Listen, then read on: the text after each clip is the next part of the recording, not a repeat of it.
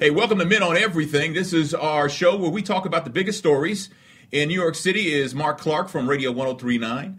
From Washington, D.C., from WHUR, from All News 99.1, from NBC4 sometimes. Wow. You know? What an introduction, Tony. He's Jimmy Fallon's sit-in when Jimmy goes on vacation. He does everything. He's Troy Johnson. And I'm Tony Scott from Old School 95.5. And in the Lou. In the Lou, yes. So the Justice Department civil rights investigation has concluded, and they say the Ferguson Police Department and the municipal court in the city of Ferguson, Missouri, engaged in a, quote, pattern and practice of discrimination against African Americans, targeting them disproportionately for traffic stops, use of force, jail sentences. No one's there, and that's exactly, no one's saying anything because it's like, well, hell, everybody knew that, though. Everybody knew what's going on, you know?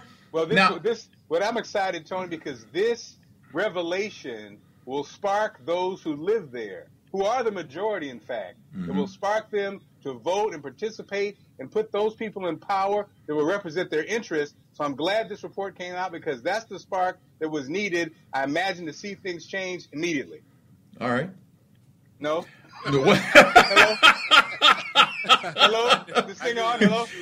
85% of people subject to vehicle stops by Ferguson police are African American. 90% of those who got tickets were black. 93% of people arrested are African American.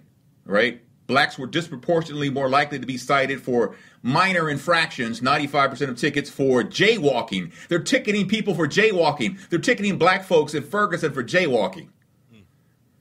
Nobody gets tickets for jaywalking. Well, Tony, let me ask you this.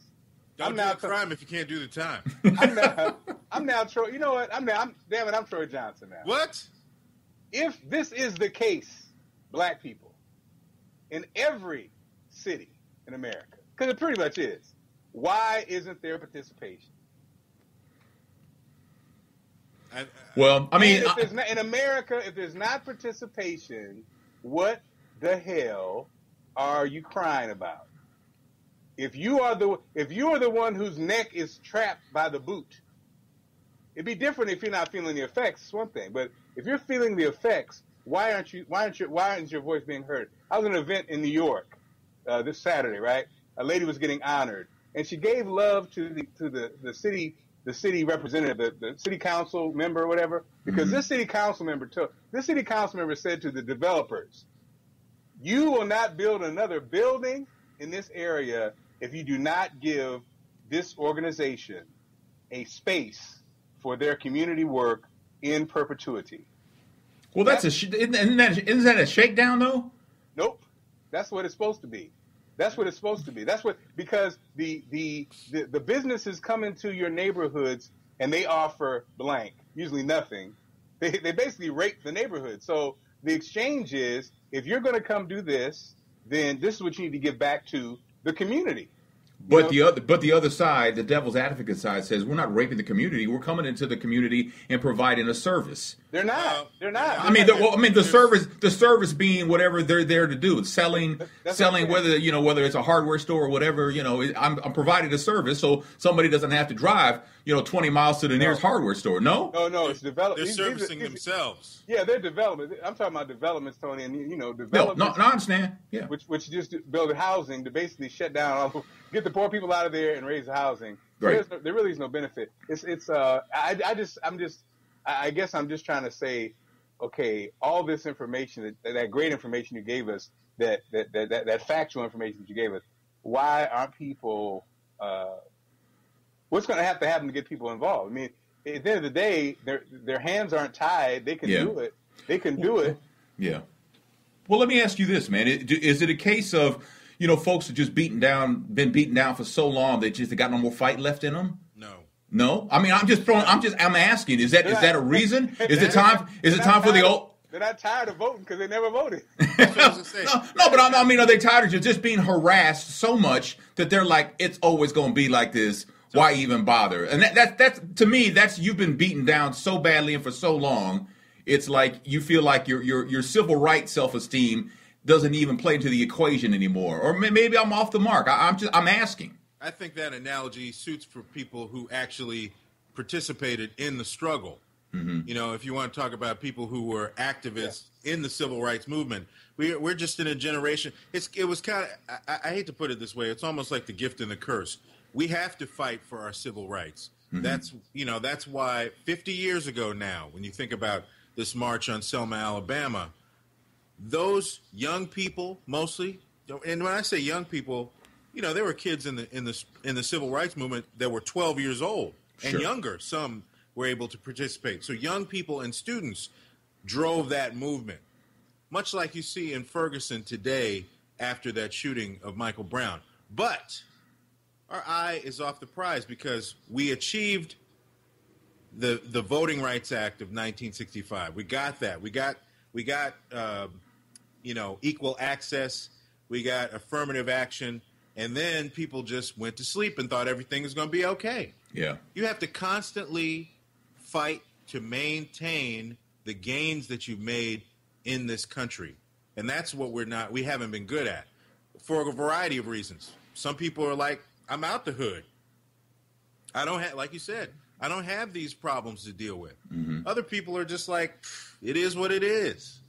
And they don't feel motivated to do anything about it other than just bitch when something happens. Right. We have to be more diligent. We have to educate ourselves, and we have to stay engaged if you want the changes and the benefits and the growth that we've had to continue.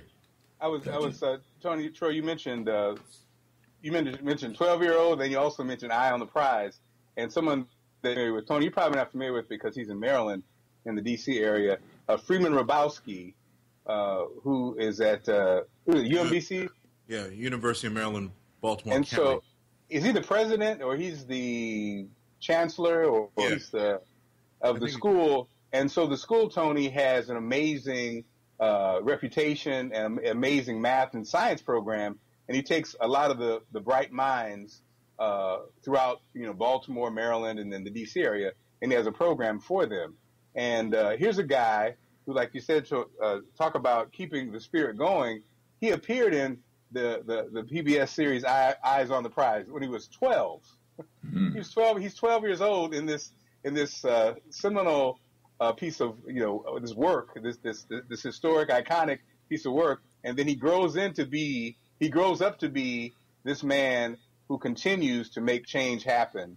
And he's an amazing speaker. He's an amazing educator. And I think those people, now if he was tired, he might get a pass. You know what I mean? Right. But it's he grew up in Birmingham, Alabama, by the way, and was either friends or knew of those girls that were killed in that bombing in 1964. I kind of look at it like this, man. Like the movement that went on, the civil rights movement that went on in the 60s. Okay, the folks who were adults then. Okay, and then there seemed to be like their children, nothing really happened. And I'm speaking as someone in the St. Louis area, what went on in Ferguson. And then what happened, and then the civil rights people, their kids who I said nothing happen, their kids now with social media have picked up the ball, but it's that my generation, for lack of a better way to put it, my generation maybe was too passive. Maybe we got lazy. I don't know, but there seems to be something missing because you look at the young people who got involved, and I guess the Michael Brown murder was their wake up call, and they got involved and they've stayed involved, and they still have the fire in the belly they had back in August of 2014 when Michael Brown was murdered. But the people who are my age, they were saying, you better get you a job, and it's like. What? You're right, Tony. I mean, again, there were so many significant gains in a basically 10, 15-year period. You have the ability to vote now and you won't be discriminated. This is federal law. So everybody's like, okay, we're good. But then the civil rights leaders, and I'm generalizing, we know this to be the case. Some of them were co-opted and they cashed in. And it lagged. There was no next generation. There was no. When I was a kid, I used to say this all the time. I don't think that we're still going to have a struggle because we don't have a leader that is willing to put it on the line like a Martin Luther King or a Malcolm X. They said all the time, I'm willing to die to achieve the freedom for my people. Have you heard that from, No. random No. black leader? No. In No, 35 years, 40 years? No. Not at all. No. Well, and I think, like you said, I think there's a lot of dynamics in there. I think you have the drugs. I think the 80s and the Reagan era. Thank you, Mr. Reagan. Thank you for Iran-Contra. Thank you for crack. That's a big factor. I think you had, like you said, you did have a degree of success where success can pacify. You have a certain degree of quote unquote success, and then people say, we always forget that the civil rights, it was a small group of people. It was small. Not everybody was down. I remember I always tell this story when we do this thing. My mother was in Detroit, and I'd be like, "Mom, what was it like?" She's like, I don't know. I was working. It's kind of like, not everybody was like, Yeah. And what was interesting, and it's interesting, my in-laws, on the other hand, they were, Afro dashiki, met Malcolm X. My father was there. That famous speech Malcolm X was at Harvard or Yale when the white girl asked, "Is there something I can do?" And he's like, "No." My father was there. He's like Forrest Gump. He was there. He saw the exchange. But they actually went to the Peace Corps, fueled by John F. Kennedy's message, and they went to the Peace Corps. So they weren't a part of the civil rights thing because they were in other countries doing the thing. So there's a whole bunch of factors. I guess at the end of the day, and I don't want to sound too Bill Cosby-ish like a grandfather, but I think at the end of the day, Pick anybody else, huh? I'm sorry. I just think we all need to start fighting for what we want, and that starts with electing the officials that you want. That starts educating your kids how you want, and it starts with us making moves that we think are important. Are we doing anything in the community? Do you give any time to the community? You make any difference at all, or do we just sit back and complain? Yes. Right. So Troy's our go-to guy when it comes to the hard stuff, and I don't know how hard this is, but the Hillary Clinton, it came out today that when she was Secretary of State, she didn't use the government email; she used her own personal email for all her emails, and people saying, "Well, why would she do that?" And I even heard some people today on television say, "She just made a mistake." No, she didn't make a mistake. She didn't make no mistake. There's a reason why she did that. And because they want them to use the government emails so there'll be an archive and they can be used for historical purposes. And it just is official. How you going to use your AOL account if you're Secretary of State? I mean, you send in a message to, the Netanyahu in Israel and you're using your AOL account, man? Really? Really? I mean, but is that a big deal, though, Troy?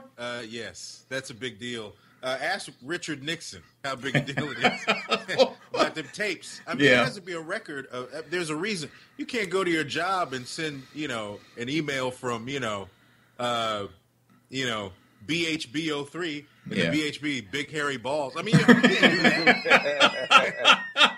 Star Time 69. Yeah, there's a protocol. Yeah, we talked to a lot of people talking about protocol these days, and there is supposed to be a public record of these things. Now, Hillary Clinton, is this going to cost her? I think it's going to be she's going to be chided for it. I think she turned over the emails. Yeah. After her aides poured over all of them to make sure that they were, they looked through all them joints like, oh, Bill ought to kick you in your nuts, This makes me think of that meme. Remember that meme last year with her, sitting with the sunglasses on her phone, and people are like, I can just see, she's probably sending off about 55 emails right then from her personal phone. Will this keep her from running for president? Oh, no. Okay. She'll be fine. And if I'm Hillary, if I'm her people, I move past this, man. I don't like as a voter. I don't care. I don't care at all. I don't care one smidge on that one. And I think you just apologize and keep it going. Okay. But she did something wrong though. I mean, let's not act like it was just my bad. 55,000 emails you sent from your personal phone. Come on now, that ain't right. So let's transition to Hollywood, man, because this Monique thing with Lee Daniels. Monique says Lee Daniels' problem with her, when he called her out and says that she's been blackballed, she says his problem with her is she didn't thank him when she won her Academy Award for her role in Precious. That's what she said. But and then she went on to say that she was originally supposed to play Cookie Lyons on Empire. But the Fox executive says, no, she's too hard to work with, pick somebody else. This is what she says happened. And that would have been a lot of cookies. but I mean, could you see Monique playing Cookie Lyons? I think I kind of could. Yeah, well, let me Plus, she's an actress. Yeah, she acts. I do like Taraji. I like Taraji. Sure. But I think her and Terrence, I like their energy. Right. But my take on the Monique thing after reading kind of through the things, there's a couple things that stand out to me. Number one, the Lee Daniels seems to be, he's kind of one of those weird friends to me. Like, he seems like he will throw you under the bus, like halfway under the bus. Right. Like I understand that, Monique, she does Precious. You do Precious for $50,000, right? It's no money. You're doing it for love. It's a great project. Right. It was an independent project. Independent project. It's no money. At the time she had a TV show, she had a lot of stuff popping. So then the studio calls you and says, hey, you got to do some press. Now, the funny thing about all this is, I understand. Like, you did the deal. You didn't really make any money on it. It's great, but we want you to do some press. They called her. She's doing a show. She hadn't any time with her family. She's like, I'm kind of hanging out with my family. You know what I mean? It's not convenient for me to go to France right now. They're like, they call, they made the one call. Then they called again. Then they called a third time. And she's like, well, how much you going to pay me? And then that was kind of like, we don't pay people to, you know what I mean? So you can imagine that, to me, and again, I don't know how it works for real, but I know Lee Daniels is the director. It seems like to me, if in fact that was the case and Lee Daniels, he knows her, he's a friend or whatever, I think I would have tried to get her back at that point from a standpoint of promotion. You know what I mean? Mm-hmm. Because there's a lot of factors going on. I understand it. People say, hey, you signed on to this movie, you got to do the promotion. Yes, but at the same time, you signed on to this movie, and this movie's not the typical situation because there's no bells and whistles. I kind of, I did my thing. So I understand. But it seems like the way the stories come out, I'm not really that. It seems like Lee Daniels kind of, on one hand, is truthful, like, hey, girl, you burned a bridge, you got blackballed. On the other hand, you offered her every role. So It's like, so here's the deal. You offer the role in The Butler, but Oprah, who's going to be, Monique or Oprah? It's going to be Oprah. Right. You offer the role in the other movie that she was a Butler. Oh, the other movie that Oprah took the role too. And so it's kind of like you can't go against Oprah because she greenlights all your projects, but you still offer her these roles. Why offer the role? You know what I mean? Why go through the hoops? Girl, I got this other role for you called Cookie for this rap show. Oh, never mind. Could we see Monique down the road playing Cookie's mother or something? I mean, I don't know. I don't know. I'm just wondering. I did also read where Terrence Howard was supposedly upset because they won't let him use the N-word on Empire. I was like, simmer down, Terrence Howard. I was like, come on, man. And I don't know if that's true or not. I read that somewhere and I was like, nah, come on, man. That's the only thing missing from the show. He's right. Well, you know what? Damn. Stop. Now, I did read Lionel Richie was upset at Kanye West because Kanye West used the N-word 39 times at the Brit Awards. Now, who counted 39? If you count, and I said this on the radio, if you count someone using the N-word, how many times they use the N-word, in a sense, you're hating just a little bit because one is enough. One is too many, but Lionel Richie says, I'm from the older generation, and he's from the older generation who's from Alabama, and the N-word probably stings a little bit more for someone like Lionel Richie. Oh yeah, well I mean and the young people they say, well, we made it our own. No, you didn't. No, stop using that argument because you look silly. you look. See, people my generation, we think you look silly when you say that. Except the only person who does it is Imes-Jackson, who said it 47 times. And he wasn't even performing. He was just talking. Hey. He was talking to his daughter. Damn. Lionel Richie had a lot of free time. Look. Well, and two things happen. You hear a speech and you're like, wait a minute. Did I hear the N-word again? Wait a minute. 1, 2. So yeah. I mean, obviously, I don't think he used prominent, he couldn't help but count. I think he was counting even the performance, because I think Kanye performed, and that's part of the 39, I think. I can't imagine that Kanye used it 39 times in some kind of acceptance speech for whatever award he got. Then Lionel was like, damn, I had to come all the way to the UK to hear this.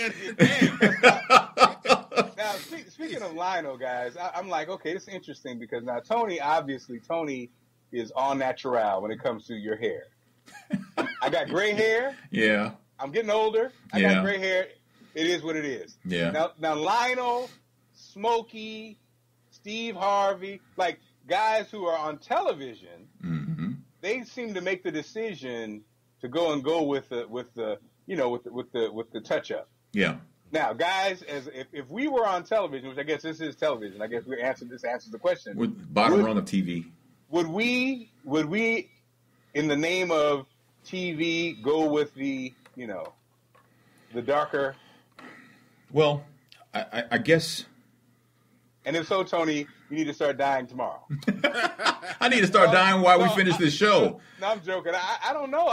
Because I thought about it. I said, you know what? It's true. Lionel does look good. I mean, he's probably 60. He looks great. Oh, he's in his 60s, yeah. But I'm like, wow, in my mind, I don't see myself as dying. Yeah. Troy, you're doing TV now. Would you just for TV go ahead and touch it up? If I had some hair, I was looking forward to the gray accents. I was like, I thought that would look distinguished. Yeah. And but your hair pulled up stakes, man. It rolled out. Sidebar. I was at the laundromat. Yeah. Late at night. That's the best time to go. And one of those Hair Club for Men shows came on, and I'm folding my clothes, and I'm like, I need to call that number. Man, nah. But that was like, nah. I'm good. But I would use a touch of gray. That's what I would. I'd be on that touch of gray. Well, I would need more than a touch. I think I would need like a smack. But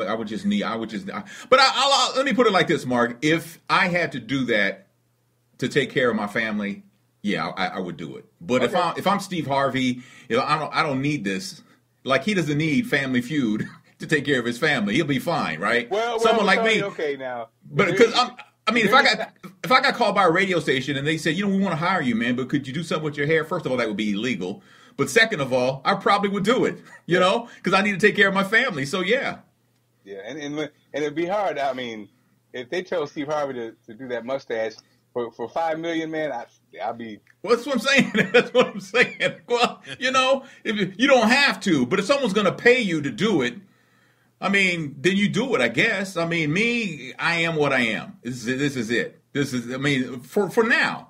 I mean, but if I got a job in Los Angeles or somewhere like that, and I felt like I needed to do it, I got a very good friend of mine who got a job as a program director on a young station, and he shaved off his mustache that he had forever so that he could look younger. And it worked. And it worked. It did work because he found a couple of hip hop albums underneath it. So it was awesome. He found Tribe Called Quest too. Yeah. What you doing under there? Tupac. Oh man. So TMZ says that Bobby Brown's lawyers have had to come out and say that Bobby Brown is not shooting a reality show behind all this that's going on with his daughter. Right. Which to me, if it were true that he was doing a reality show, I would burn my Bobby Brown CDs. I mean, I really would. I would lose all respect for him. Totally. I mean, Bobby Brown is not who we... He's the voice of reason right now. Absolutely. But it's just... saying something. Where did these reports come from, though, that he's doing a reality show? I mean, come on. For the love of God, stop. It's the rest of his family. Yeah. They need to stop. They are trying to shop a deal. They need to stop. I don't know if you remember Jennifer Freeman, but she was she played Claire on My Wife and Kids. She was like the teenager. And she grew up. She was a beautiful teenager. She turned to a beautiful young lady, and she got married to an NBA player who's now an ex-NBA player named Earl Watson. And they have a daughter together and stuff, but they're getting divorced. And he doesn't want to pay alimony because he says, why should I pay alimony? Because her acting career hasn't worked out. It don't work that way. No, Mr. Watson, excuse me. Mr. Watson, it don't work like that. You did say ex-NBA basketball. Yeah. Obviously, his free throw game is off. I was gonna crack on his name, but my favorite uncle was Uncle Earl. But you gotta watch the Negroes named Earl, man. Well, let me explain, because he's paying right now $2,500 a month in child support. He's only making $30,000 a year as a coach in the NBA's D League. You know, but he's saying that she has secured sporadic acting role. Basically, what he's saying is, why should I have to pay child support if she ain't got a full-time job? The acting thing ain't working out. She should get a full-time job. See, he messed up. He should have flipped it the other way. She's still getting acting gigs. Why should I have to pay alimony? Yeah, he might have had a better angle that way. Yeah, she makes $30 grand every time she gets a gig. That's not holding her salary. Come on, Your Honor. The judge. She says that he owns a bunch of real estate that's worth millions of dollars, and he can afford to pony up. But then, if that's the case, then if he's got that kind of money coming in, then why is he making $30 grand? He must be doing that because he loves to coach. So he's trying to get to the main. He's trying second act. Yeah, got you. I got you. And I just thought that. For the record, I have no idea who she is. Oh, she's a pretty young lady. I mean, I'm trying to remember. At least she was back then. I haven't seen a picture of her in a while, so I don't know. I'm with you, Mark. I don't know. So Troy, what was the deal with Netanyahu coming here and speaking to Congress, and that was not the right thing to do, and why is that such a problem? What's the backstory on that? Well, Benjamin Netanyahu is the Prime Minister of Israel, and he was invited to speak to a joint session of Congress by John Boehner, Speaker of the House. Mm-hmm. Now, these joint sessions by heads of state have happened for years. You know, this is nothing. This is not a new situation. But why this is new is that he independently offered the invitation without any input from the White House at all. So there's protocol to follow when you do that then. So if you're going to invite, so the leader of a country has to be invited by a leader of a country, our leader. Well, not necessarily. Congress could make an invitation, but the president, the White House would be looped into the situation because it all fits together. Mm-hmm. You know, generally, if head of state is going to address Congress, he's probably going to meet with the president. It may be a state dinner. There are all these other things that go along with it. That's why they call it protocol. Right. But that didn't happen. John Boehner didn't make that route this time. He just offered the invitation. Benjamin Netanyahu accepted it because he feels like there's a problem with this ongoing issue with Iran and their potential to have, some people, Israel specifically is worried that they could acquire the ability to have a nuclear weapon. Right. I'm sorry, Troy, did you say a steak dinner or a state dinner? Because there is a difference. I saw Tony's mouth water. Tony's mouth water. He's hungry. And I ain't had steak in a long time, man. Yeah, that would be nice. No, a state dinner. Oh, my bad. Okay. And there could be some steaks at the state dinner. Well, it could be. But yeah. So the issue is, essentially, the U.S. and Iran are already negotiating a deal that would make sure that they do not have a nuclear weapon. Well, I did read this morning that the president's his proposal is they don't have access to nuclear materials to make the weapon for 10 years. At least 10 years. Yeah, and Iran says that's unacceptable. They're saying that, but they're also at the table negotiating. Right. So, the choice is, okay, and there's really no choice here. Take this deal. Right. Or we're going to levy some heavy sanctions on you. You're right. going to have some problems. So bottom line, though, is should Netanyahu, should he have turned that invitation down? Well, some people say he should have turned the invitation down because it jeopardizes not in a major way, but it certainly doesn't look great. It's, it's like your friend goes and does something that they really shouldn't be doing, but we're supposed to be getting together and working on some things. Right. I mean, would you do that to a friend in that situation? Would you put the president in your relationship with the United States in all of those different layers? Would you put it in jeopardy by giving this speech? But him and the president are cool on each other anyway, though. Yeah, they're having a rocky relationship at times. It's not the warmest of relationships, and this doesn't help. That's why. Go ahead. In the bigger question, the invitation. The bigger question is the invitation, right? The invitation could be extended, but they completely left the White House. Is it that to me that's the bigger offense than Netanyahu? I can't say his name. Netanyahu. Who the hell? Who the hell? Accepting the invitation.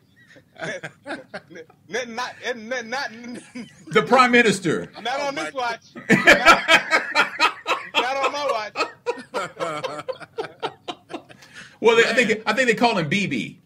Yes, they do call him BB. Yeah, they call him BB. So you know. And is it net and not who? Netanyahu. Netanyahu. Yeah. Not letting Netanyahu.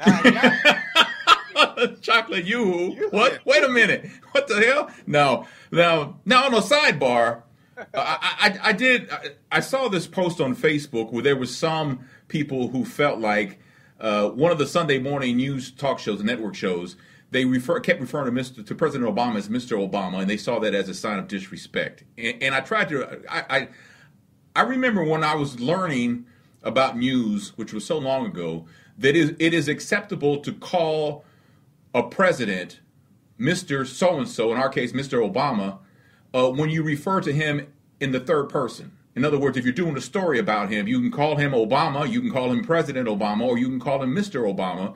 Those three things are acceptable in journalism if you're doing a story about him. Now, if you're talking to him, he would be Mr. President or President Obama. Am I right or am I wrong here, Troy? Yeah, you can use all those variations. I think a lot of people feel like people specifically say just a last name. Mm-hmm. Obama said that he was going to. Yeah. But, that's the way most people talk nowadays. When you hear a story, when you hear a news story, you don't necessarily have to put the Mr. or Miss in front of a story. But some people, because maybe they haven't been listening to the news. Right. They've been doing that forever. That's disrespectful. But they've been doing that forever. They did it with all the other presidents. Well, any person, But I mean, I'm talking about like the president, though. I mean, like I'm saying, if I start off a story saying President Obama reacts to Benjamin Netanyahu's speech to Congress, he blah blah blah blah blah, he blah blah blah blah. Obama then says, right. Blank. You can, I've already referred to him. And that's acceptable. Yeah, that's acceptable. Well, yes, gentlemen, you're in the wrong category. You are now in the world of black disrespect. Number one, do not step on my tennis shoes. Number two, if there is a black president, he should be referred to as Mr. President at every turn. I don't care how many times you say it. And number three, Mark Clark cannot say Netanyahu. He just did. He just did. Man. It's only in the three rules of black disrespect can I say it. I can't say it in real life. Man. And finally. I'm sorry. Do not ever say anything bad about Oprah. I'm sorry. Well, that's true, too. Yeah. Finally, in University City, which is a suburb of St. Louis, for those who are not in the St. Louis area and watching this or listening to this, there was a guy who allegedly robbed a bank, Commerce Bank, on Delmar. And he was running, and while he was running, he started throwing cash. And so police finally caught up with him, and they said, why were you dropping money? And he says, because it was too much to carry. I don't know, man. I mean, that's a hell of a problem to have. Yeah. Let me try. Dude, you're doing it wrong, man. You're doing it wrong.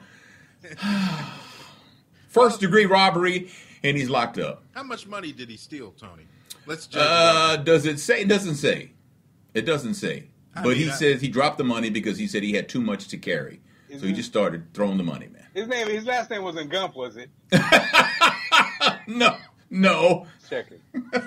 Well, Tony, if you had 2 bags of gold bars, yeah, right? And those are heavy. Those are heavy. Bars.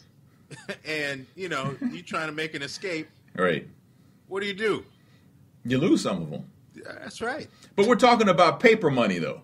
I mean, money is heavy, I guess. I'd love to know. I just don't. I heard it's heavy. I don't know, man. When I saw that, I was like, dude, you're doing it wrong, man. Was it Delmar or Kingsbury? Kings Highway? No, it was Delmar. Well, you should do. You stop by the Blueberry Hill and put it underneath the Chuck Berry statue.